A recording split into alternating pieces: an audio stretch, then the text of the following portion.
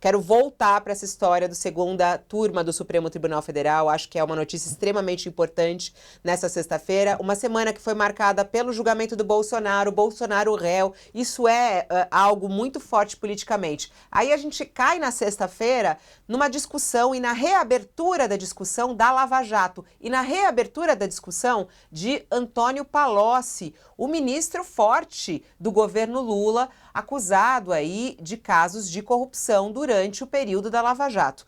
Josias, a importância da retomada desse julgamento hoje, qual é a diferença da primeira turma para a segunda turma, o que vai dar essa história?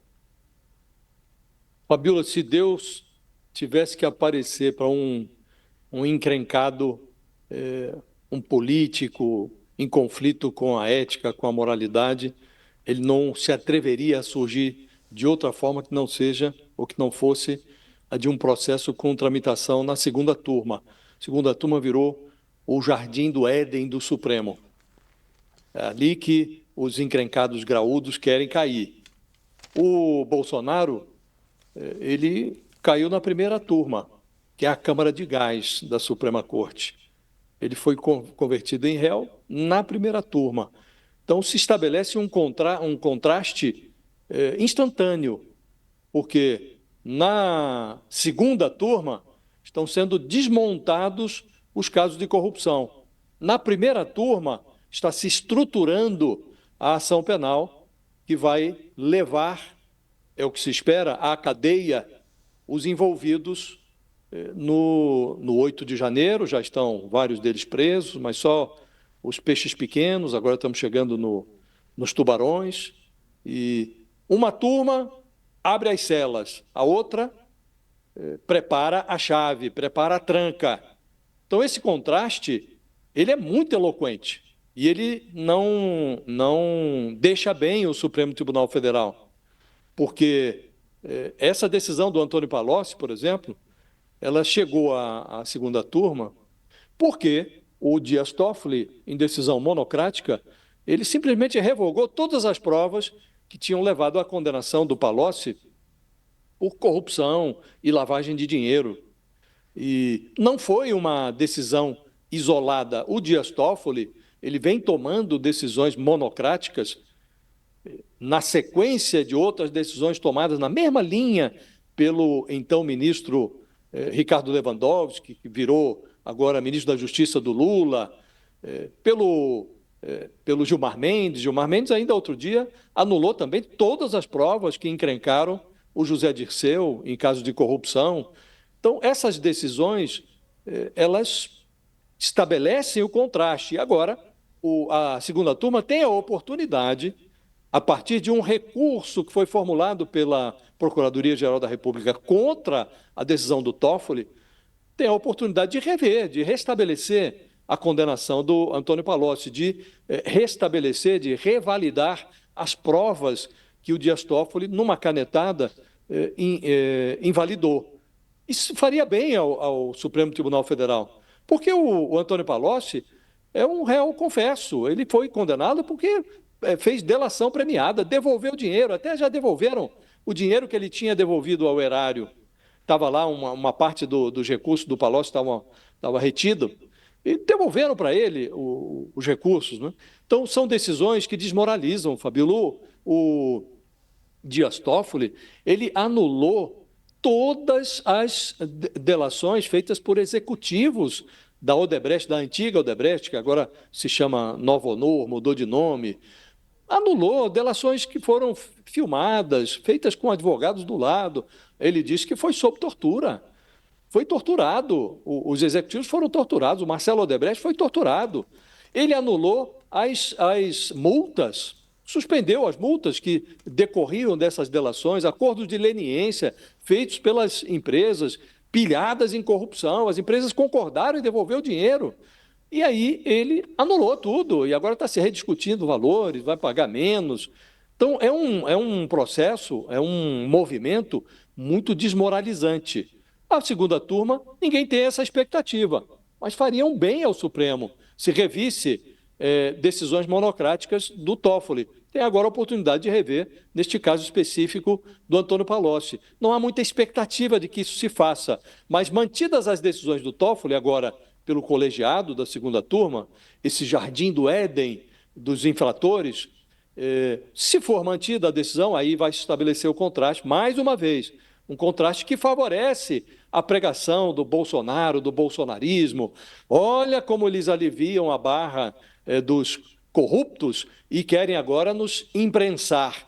Isso não serve à imagem do Supremo, não serve ao interesse público, não é porque houve transgressões e elas ocorreram no curso da Lava Jato que você tem que anular tudo o que foi feito, todas as delações, todas as confissões, tudo que se demonstrou em termos de corrupção, e foi muita coisa, corrupção que foi registrada até em balanços da Petrobras e tudo. Então, não faz nexo isso, não faz sentido isso. E a segunda turma teria a oportunidade de desfazer o que o Toffoli fez.